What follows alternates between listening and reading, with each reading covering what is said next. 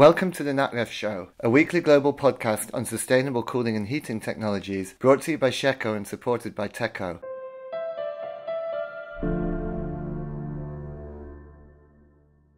My name's Andrew Williams, and I'll be hosting today's show from Brussels, Belgium. I'm the European editor of Sheco's industry-leading websites r744.com, hydrocarbons21.com, and ammonia21.com.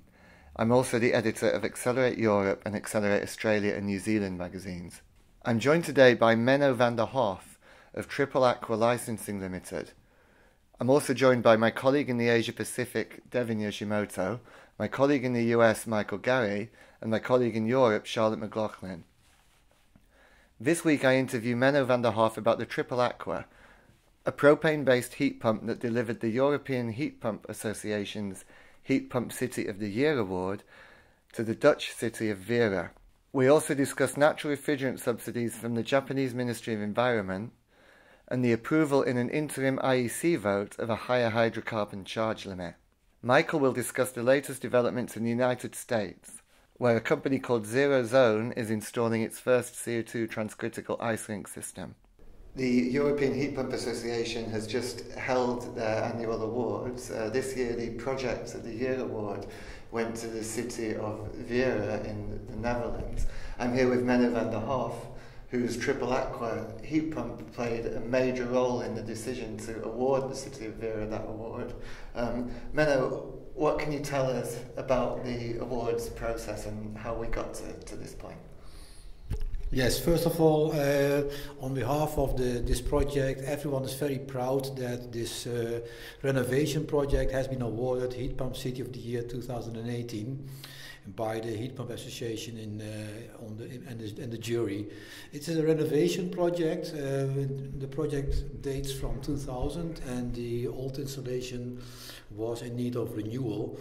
And in the Netherlands, it's very important that the gas use has to be stopped totally, so all old boilers have to go out. This building is now a big example showing that a refurb project can be refurbed by a heat pump and on top of that it's only using natural refrigerants and the most exciting figure is an annual saving on primary energy by the HVAC installation of 73%. That's an amazing figure.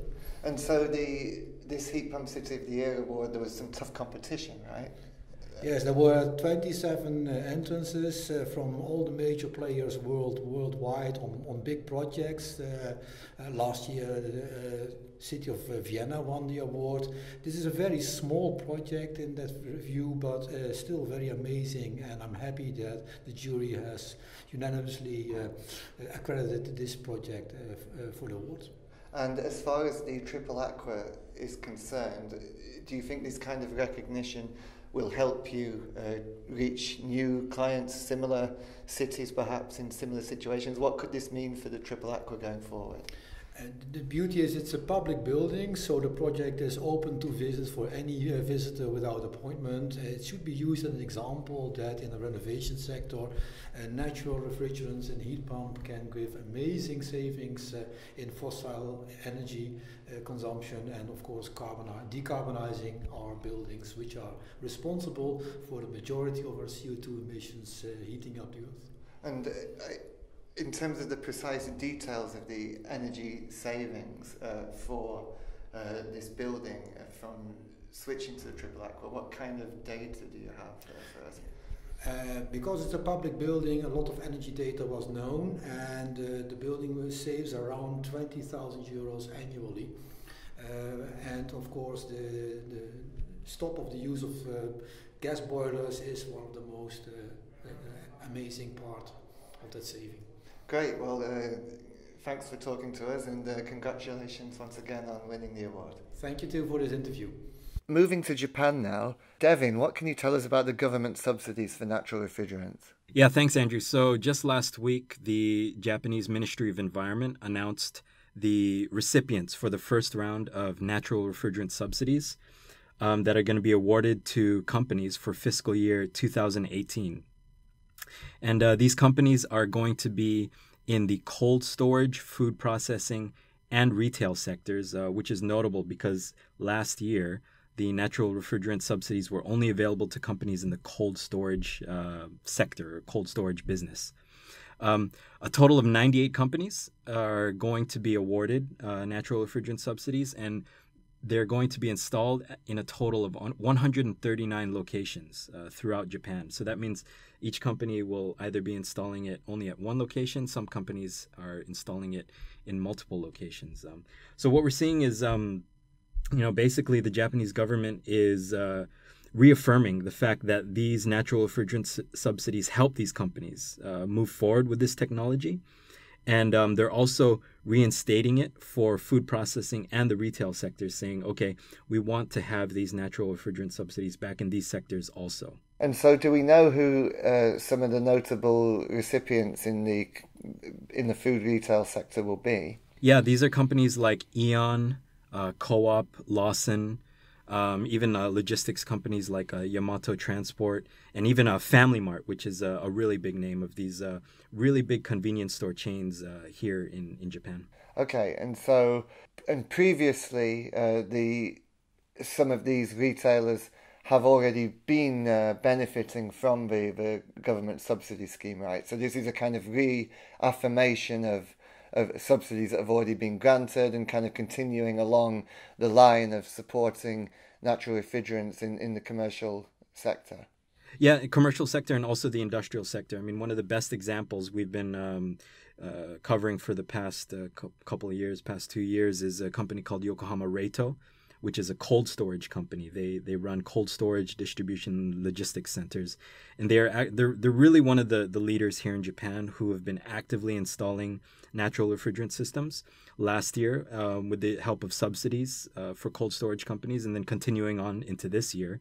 Most recently, we reported on a story where Haneda Airport, which is very close to Tokyo, they are opening up a new distribution center, a brand new facility where they're installing CO2 condensing units, recently released by Mitsubishi Heavy Industries, and also ammonia CO2 systems from companies like Mayakawa.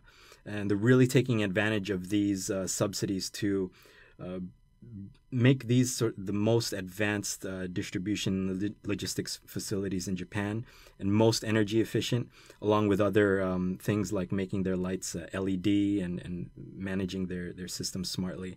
So we're really seeing these companies take advantage of these subsidies, and it's going to be interesting to see how this continues to help these companies the rest of this year. Okay, and do we know already how much these amount of the subsidy will be in total? What's the total pot available? Yeah, the total amount of money that was awarded this year is 47 million euros. In yen, that's actually 6.4 billion yen. In euros, it's about 47 million euros.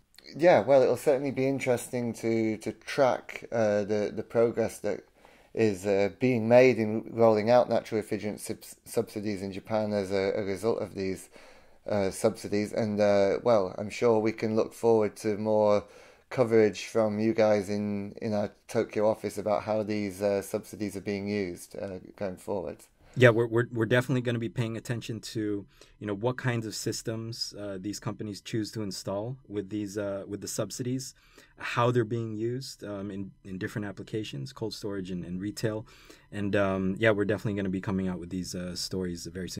Okay, thank you, Devin. Over to the United States now. Zerozone is installing its first ice rink-based CO2 transcritical system. Michael, what can you tell us about that? So my story this week is about Zerozone, an American manufacturer, installing their first transcritical CO2 ice rink system. Now, this is a 170-ton chiller system using glycol as a secondary fluid that will be deployed in a Minnesota facility over the next few months, according to John Collins, who's the industrial sales manager at Zerozone, who told me this at the Global Cold Chain Expo in Chicago last month. He didn't have permission to mention the name of the facility, so I didn't get that, but they are installing this CO2 system. It will actually serve an existing ice rink, replacing an R22 system. Of course, R22 is being phased out and will no longer be available in production or imports in a little less than a year and a half from now. And they're also using the CO2 system in a new rink at the same facility that's opening this fall. Colin said that there's a lot of excitement around transcritical CO2. The availability of components is making costs more attractive. So they see a lot of opportunity for CO2 in industrial applications, as we've talked about recently. Companies like Carnot and Hillphoenix have made a lot of headway in installing CO2 transcritical systems in ice rinks in Canada and the U.S. I think this is particularly interesting to see this because of the news that came out a few months ago that the National Hockey League, the league based in North America, professional hockey league based in North America,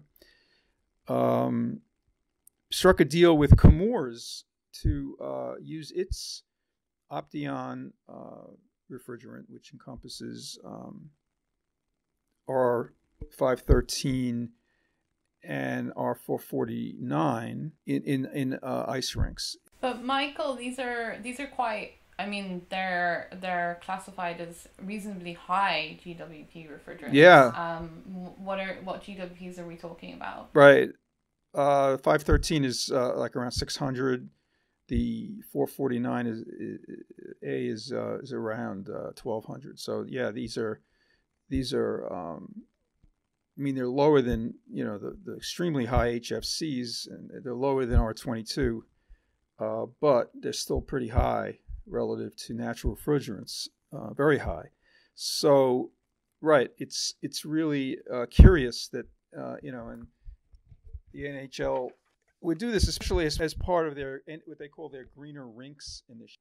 So Chemours is working with the NHL, not just for the hockey league, but for community rink owners around North America. It's something that we're going to be looking at Accelerate America and on the websites, the SHECO websites, to get a better idea of why the NHL did this. But we see that there are facilities that are opting for truly green refrigeration solutions for ice rinks, such as this Minnesota facility using zero zone, and of course in Alaska, the municipality of Anchorage installed 4 Hillphoenix CO2 transcritical systems in its ice rinks recently, a few years ago, over the last few years, and also we've seen other examples of CO2. Canada as well. Yeah, we've seen like a lot of activity also in Europe. There's been a lot of installations of CO2 transcritical in Scandinavia mainly. The rest of Europe is more still focused on ammonia ice rinks, but I think there's some increasing competition. In Belgium as well, they've installed one CO2 ice rink. And I saw news today from the UK that they've also installed a CO2 ice rink. Right. It's certainly catching on. Also, of course, ammonia is a long-standing refrigerant in industrial and in ice rinks. Unfortunately, there was the tragic accident last year in British Columbia, Canada, where three technicians were killed in an accident involving ammonia. But the facts are still coming out about that, and ammonia the charges are coming down dramatically in these low charge systems. Plus, some systems, of course, are chiller systems like this one that Zero Zone is using that involve a secondary fluid. Which, hold on, is that true? Are they using glycol here? You may have to cut this part. Yes, they are. Okay, never mind. Yeah, just cut the last few seconds of what I just said. They are using glycol. Okay, so these ammonia systems are using CO2. They're using glycol as a secondary refrigerant, keeping the charge lower and keeping it in a sequestered. So ammonia is still very viable and very efficient refrigerant to use in ice rinks, and as well as now we're seeing CO2 transcritical. So there's a lot of options that are much more, as we say, future-proof than these HFO blends, which still have a high GWP. And of course, we also know that environmentally, HFOs are problematic because when they leak into this atmosphere, they turn into TFAs, transfluoroacetic acid, which comes back down as acid rain. And the environmental impacts of that are raising concerns. It's not been established exactly what those are, but the accumulation of TFAs in the water supply is certainly something that's being looked at with concern. So it's interesting that Zero Zone is doing this, and we'll certainly be tracking the story going forward. Thank you. Elsewhere, important progress is being made to increase the charge limit for A3 flammable refrigerants in the framework of the International Electrotechnical Commission. Charlotte, what can you tell us about the recent IEC vote? Thanks, Michael. So moving on, we had a pretty important story this week. The national committees of the IEC have voted 75% yes to moving the charge limit for commercial refrigeration from 150 to 500 grams. This is not the end of this issue. There is still a lot going on. This is just one more step on a very, very long process. So hopefully we'll be over at the end of this year, but it already seems like a good sign. So essentially what happened is the national committees on the International Electrotechnical Commission agreed 75% yes to increase the charge limit of A3 flammable refrigerants, such as propane, in commercial refrigeration equipment from 150 to 500 grams. And so this is one stage. This stage is the committee draft vote that they said yes to. This is not the final document. So what will happen now is that they'll come to an agreement on the final document and having the final vote in Busan in South Korea in October. So once they agree on the final vote phase, the FDIS, then it will be another vote will take place. This will be the final vote on the final document. And then hopefully by the end of 2018, early 2019, we will have a higher charge limit for hydrocarbons. Actually, Charlotte, if I may interject, next step is to address comments that came up during the this recent voting process by the national committees. And they're going to be doing that at this meeting in Busan, South Korea in October. And then this, the subcommittee in charge of this charge increase will then decide, based on whether the issues raised by the comments, whether they're resolved, whether the charge limit vote should go to a final vote phase. So they have to just address these comments.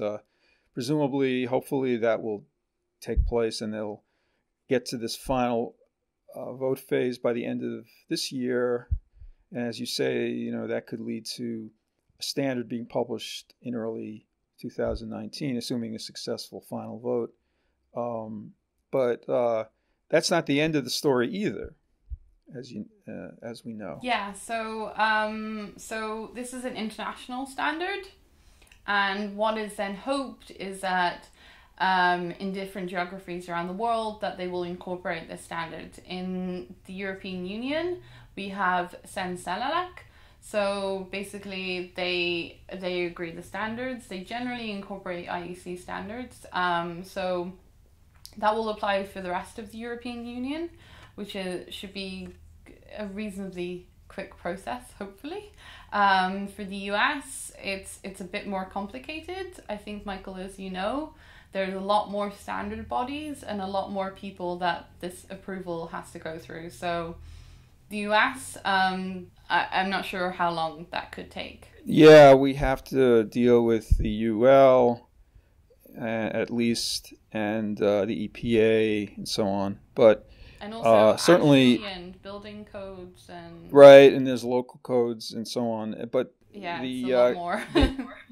But at the same time, this is the IEC approval would still be an important breakthrough for raising the charge limit. And why do they want to raise the charge limit so badly? They want to raise it to make the equipment a lot more efficient. So if you need more cooling capacity, so these are much bigger self-contained units. They're kind of the ones where you have, a freezer and a fridge unit incorporated into, or one of those big island units. They're sort of the bigger commercial refrigeration equipment. And if you do use hydrocarbons in them, what you have to do is you have to have separate loops, basically, with separate compressors, which means more components, which means basically more expensive for the end user. And also means they're probably less likely to go for them than for HFCs. And so it's sort of a barrier to hydrocarbons. So this IEC committee, the original working group who were addressing the standards, they ran a lot of flammability testing, basically looking at if it's safe to use hydrocarbons in this amount, and they found that it was. So it's definitely will be safe and a lot more efficient technology to use. Right. The safety is also being looked at by the UL in the United States, which is being funded by the AHRI and others, but that's the results of that are going to come out this year. I think that if and when they raise the charge limit, that should open more doors to the use of hydrocarbons, in, say, supermarkets, who are already starting to transition to these self-contained hydrocarbon units, but this would enable them to more easily, more cost-effectively install hydrocarbon units in the store, even to the point of the entire store refrigeration being hydrocarbon-based. So that is clearly raising the charge is a significant step towards promoting hydrocarbons as a refrigerant in commercial refrigeration. It's already very widespread in domestic fridges throughout the world, with the exception, of course, of the United States. And even in the United States, the EPA is looking at raising the limit of, which is actually for domestic, it's half of one, it's 75 grams. They're looking at raising it up to 150, which is the standard for domestic fridges around the world. Domestic fridges, of course, being a lot smaller, don't need to go beyond 150, but commercials, as we discussed, do. So interesting stuff. Yeah, it's definitely a different ball game as well, and I mean it's a technology that's constantly innovating as well and becoming more efficient.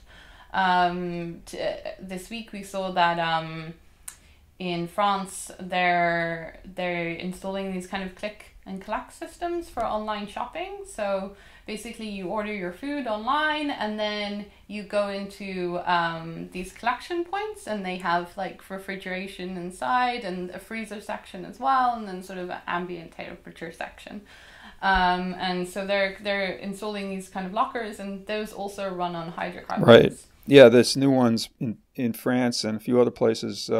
It's a new application for hydrocarbons. Very, very interesting, and ties in with this worldwide trend towards online grocery shopping, which is probably the last leg in the online shopping experience that's evolved over the last 20 years or so. Thanks, Michael. That brings this week's podcast to a close. Thanks for listening, and don't forget to tune in next week for another great NatRefs show. you.